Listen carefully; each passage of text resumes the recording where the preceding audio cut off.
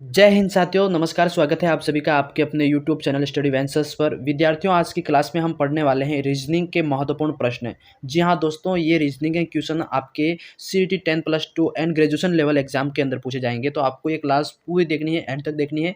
काफ़ी महत्वपूर्ण प्रश्न लेके आया हूँ आप सभी के लिए। तो पहला प्रश्न आप सभी से पूछा गया है, ध्यान से पढ़ना सभी। देखो, पूछा गया है शेर अनुपात मांद अनुपात, जैसे खरगोश।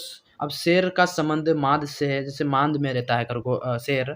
तो खरगोश का संबंध किससे हो जाएगा? ए आपका हो जाएगा सेट, बी गड्ढा, सी आपका बिल, डी आपका खाई। तो खरगोश का संबंध किससे हो जाएगा, सभी को बताना है, ठीक है। तो आपका इसमें कौन सा सही हो जाएगा? सभी विद्यार्थी एक साथ में कमेंट करेंगे, अपना अपना कमेंट करेंगे। देखो, इसमें आपका करेक्ट हो जाएगा बिल। खरगोश कहाँ रहता है? बिल बना के रहता है, ठीक है। तो यहाँ पे आपका हो जाएगा बिल, ठीक है। जैसे यहाँ बिल आ गया। इसी तरह के प्रश्न पूछे जाएंगे एग्जाम के अंदर, आप सभी को करेक्ट करके आना है, ठीक है। प्रश्न 2 पूछा गया आपसे। देखो, क्लास को स्किप मत करना सभी विद्यार्थी, और चैनल पर नहीं तो चैनल को सब्सक्राइब जरूर करना, ठीक है। प्रश्न 2 आपसे पूछा गया है कि दिसपुर का संबंध असम से है, तो बेंगलुरु का संबंध किससे है, ठीक है। बताना सभी को। दिसपुर असम से संबंधित है, तो बेंगलुरु का संबंध किससे है? तो ए आपका गुजरात से, बी उड़ीसा, सी कर्नाटक, डी आपका हो जाएगा अरुणाचल प्रदेश। तो साथियों, दिसपुर का संबंध असम से है, तो वैसे ही बेंगलुरु का संबंध किससे हो जाएगा? कर्नाटक से, ठीक है। तो आपका ऑप्शन नंबर सी करेक्ट हो जाएगा, ठीक है। सी आपका करेक्ट हो जाएगा, सभी अपना सी करेक्ट करेंगे, ठीक है। अब बढ़ते हैं प्रश्न 3 की तरफ। काफी महत्वपूर्ण प्रश्न है, पूछा जाता है आपसे बर्फ बर्फ अनुपात शीतलता एवं पृथ्वी का संबंध किससे होगा, ठीक है। बर्फ का संबंध जैसे ही शीतलता से है, तो पृथ्वी का संबंध किससे हो जाएगा, ठीक है। तो ए भार से, बी गुरुत्वाकर्षण से, सी जंगल, डी आपका समुद्र। तो पृथ्वी का संबंध साथियों इसमें हो जाएगा किससे? कमेंट करेंगे सभी सभी विद्यार्थी। देखो, बर्फ का संबंध शीतलता से है, तो पृथ्वी का संबंध हो जाएगा दोस्तों गुरुत्वाकर्षण से, ठीक है। आपका बी ऑप्शन इसमें करेक्ट हो जाएगा, ठीक है। सभी को इस तरह के प्रश्न सीईटी 10+2 और ग्रेजुएशन लेवल जो एग्जाम है 27 व 28 सितंबर वाला, उसमें भी पूछे जाएंगे, ठीक है।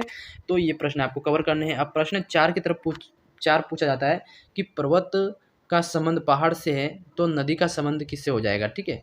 तो वो बताना है। अब ए आपका नहर से, बी आपका समुद्र, सी ग्लेशियर, डी आपका सड़क। तो पर्वत का पहाड़ से संबंध है, तो नदी का संबंध हो जाएगा विद्यार्थियों नहर से, ठीक है। नहर से संबंध हो जाएगा, मतलब आपका ए ऑप्शन करेक्ट हो जाएगा, ठीक है। ए आपका करेक्ट हो जाएगा। अब बढ़ते हैं प्रश्न 5 की तरफ। पूछा जाता है आपसे, काफ़ी महत्वपूर्ण प्रश्न है। पूछा गया आपसे कि 1 मिनट, सबसे पूछा जाता है कि यदि परसों शुक्रवार था, तो आने वाला परसों के बाद तीसरा दिन क्या होगा? काफ़ी महत्वपूर्ण प्रश्न है साथियों, देखो ध्यान से पढ़ना। यदि परसों शुक्रवार था, तो आने वाले परसों के बाद तीसरा दिन क्या होगा? हाँ, वो पूछा है। तो अब परसों, आज वर्तमान में कौन-सा दिन है? परसों का पता लगाने से पहले आप वर्तमान में कौन-सा दिन है वो ध्यान रखते, कौन-सा भी मान लेते हैं एक्स, जैसे कि आज रविवार है, क्या? आज रविवार मान लेते हैं, ठीक है। रविवार मान लेते हैं, तो रविवार से परसों मतलब सैटरडे से अगले दिन था शुक्रवार, ठीक है। तो आज रविवार हो गया। अब आज से आने वाले परसों, मतलब आज से आने वाले परसों की बात चल रही है ना, आने वाले परसों की। तो आने वाले परसों कौन-सा होगा? रवि के बाद सोमवार, फिर मंगलवार। तो आने वाला परसों आपका हो जाएगा मंगलवार, क्या? आने वाला परसों आपका मंगलवार हो जाएगा। अब मंगलवार से 3 दिन बाद तीसरा दिन क्या होगा? मंगलवार से 3 दिन बाद क्या होगा? तो मंगल के बाद आता है बुध, और बुध के बाद गुरु, और तीसरा होगा शुक्र। तो इसमें आपका तीसरा कौन-सा हो जाएगा? शुक्रवार, ठीक है। तो आपका बी इसमें करेक्ट हो जाएगा, ठीक है। यदि परसों शुक्रवार था, तो आने वाले परसों के बाद तीसरा दिन क्या होगा? तो बी शुक्रवार हो जाएगा, ठीक है। इस तरह के प्रश्न दिमाग से आपको सॉल्व करने हैं। अब प्रश्न 7 की तरफ बढ़ते हैं। प्रश्न 7 आपसे पूछा गया है कि जिस तरह से जहाज़ कप्तान से संबंधित है, वैसे अखबार किससे संबंधित होगा? जहाज़ का संबंध होगा कप्तान से, क्योंकि कप्तान कैप्टन होता है, वो जहाज़ को चलाता है, ठीक है। तो अखबार कौन छापता है? अखबार किससे संबंध हो जाएगा? तो संपादक से, ठीक है। तो आपका डी इसमें करेक्ट हो जाएगा साथियों, ठीक है। सभी को आ जाना चाहिए। अब बढ़ते हैं प्रश्न 8 की तरफ। प्रश्न 8 आप सभी से पूछा गया है कि कमरा अनुपात फर्श है, तो नदी का संबंध किससे हो जाएगा? अब कमरा का संबंध फर्श है, देखो कमरे के अंदर फर्श होता है, फर्श का अब नदी का संबंध किससे हो जाएगा? नदी का नीचे का क्या होता है? तल होता है, तो नदी का संबंध तल से हो जाएगा, ठीक है। तो आपका यहाँ पे तल सी ऑप्शन करेक्ट हो जाएगा। अब बढ़ते हैं प्रश्न 9 की तरफ। पूछा जाता है आप सभी से कि विद्यालय का संबंध अध्यापक से होता है। देखो, विद्यालय अनुपात अध्यापक, तो फुटबॉल का संबंध किससे हो जाएगा? ये पूछा। ए आपका खेल, बी गोल, सी कीपर, डी कोच। तो विद्यालय में कौन होते हैं? अध्यापक होते हैं और विद्यार्थी होते हैं। तो जैसे विद्यालय में अध्यापक का संबंध है तो फुटबॉल का संबंध कोच से होगा। ठीक है, यहाँ पे कोच है ना, तो ये आपका कोच डी करेक्ट हो जाएगा। ठीक है, अब बढ़ते प्रश्न 10 की तरफ। प्रश्न 10 आपसे पूछा गया है साथियों, देखो ध्यान से पढ़ना, प्रश्न थोड़ा बड़ा है। पूछा जाता है आपसे कि प्रश्न आपसे पूछा गया है कि जो ए है बी की बहन है। ठीक है, ए क्या है? बी की बहन है। ठीक है, ए बी की क्या है?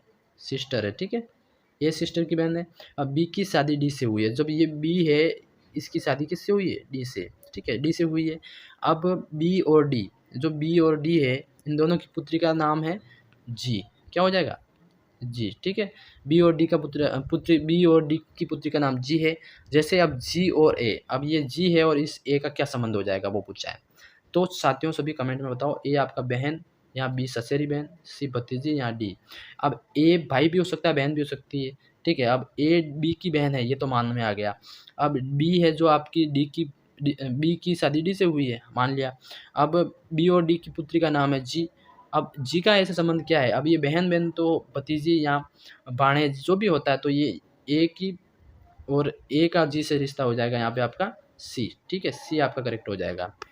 अब प्रश्न 11 की तरफ बढ़ते हैं। प्रश्न 11 आपसे पूछा गया है, काफ़ी महत्वपूर्ण प्रश्न है। जिस तरह से मछली जल से संबंधित होती है, तो वैसे चिड़िया किससे संबंधित होती है? मछली का संबंध आप सभी को पता है, वो जल में रहती है। अब चिड़िया का संबंध कहाँ हो जाएगा? चिड़िया आकाश में उड़ती है ना, खुले आसमान में। तो आपका इसमें कौन सा हो जाएगा? बी करेक्ट हो जाएगा। अब बढ़ते हैं प्रश्न 12 की तरफ। पूछा गया साथियों, देखो ध्यान से, कि यदि हरा का अर्थ लाल है, यदि हरा का अर्थ लाल है और लाल का अर्थ पीला है और पीले का अर्थ नीला है, तो नीला का अर्थ बताइए स्वच्छ आकाश का रंग कैसा हो जाएगा? अब यहाँ पे पूछा गया है कि यदि हरा लाल है और लाल का अर्थ पीला है और पीले का अर्थ नीला और नीला का अर्थ बताना है। ठीक है, तो सभी को स्वच्छ आकाश का रंग कैसा दिखाई देगा? बताओ भाई। देखो एक मिनट, प्रश्न थोड़ा आधा अधूरा आया है। यदि हरा का अर्थ लाल है और लाल का अर्थ पीला है और पीले का अर्थ आपका नीला है और नीला का अर्थ गुलाबी है, तो बताइए स्वच्छ आकाश का रंग कैसा? स्वच्छ आकाश आपका कौन सा आता है? नीला होता है। अब नीले का रंग कैसा हो जाएगा? गुलाबी। ठीक है, तो ये आपका इसमें करेक्ट हो जाएगा। ये आपका इसमें करेक्ट हो जाएगा। ठीक है, सभी को इस तरह से सोल्व करना। प्रश्न आपका 13 पूछा गया है, काफ़ी महत्वपूर्ण प्रश्न है। ये पूछा गया है कि एक व्यक्ति दक्षिण की ओर से 6 किलोमीटर चलता है। दक्षिण मतलब वो है ऊपर है, उत्तर से दक्षिण की ओर चल रहा है। मतलब कितना? 6 किलोमीटर। ठीक है, 6 किलोमीटर चला है नीचे की तरफ। अब बाई ओर मुड़कर, ठीक है, उसने जैसे ही बाई ओर मुड़कर 4 किलोमीटर वापस बाई की ओर मुड़ा। फिर वो बाई, उसका मुंह इधर था। ठीक है, मुड़कर 5 किलोमीटर चलता है, तो वापस ये 5 किलोमीटर ऊपर इधर चढ़ता है। ठीक है, तो ये उत्तर से नीचे आया, फिर 4 इधर, फिर ऊपर गया। तो अब इसका मुख किस दिशा की ओर का? तो ये मुख हो जाएगा इसका उत्तर।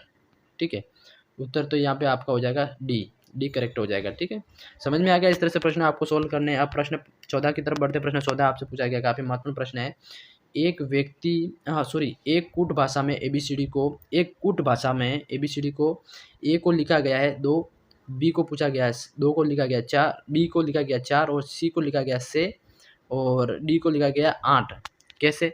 देखो अब मैं बता देता हूँ। ए को लिखा गया है 2, अब बी को लिखा गया है आपका 4 और सी को लिखा गया है 6 और डी को लिखा गया है आपका 8।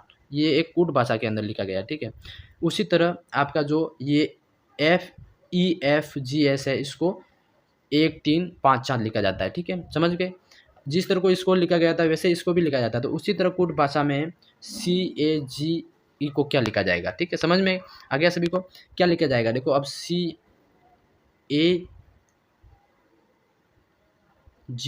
और E, अब इसको क्या लिखा जाएगा वो पूछा है। तो अब सी की बात करते हैं। यहाँ पे सी को देखो, इस सी को यहाँ पे क्या लिखा गया था? सी को से। ठीक है, सी को लिखा गया था यहाँ पे से। अब ए की बात करेंगे। यहाँ पे ए को क्या लिखा गया था? ए को लिखा गया था 2, ए को लिखा गया था 2। अब जी की बात करते हैं। यहाँ पे जी को लिखा गया था जी 1 2 3 नंबर पे तो 5। ठीक है, 5 लिखा गया था। अब बात करते हैं ई की। अब ई को क्या लिखा गया था भाई? लास्ट में ई को फर्स्ट में लिखा गया था 1।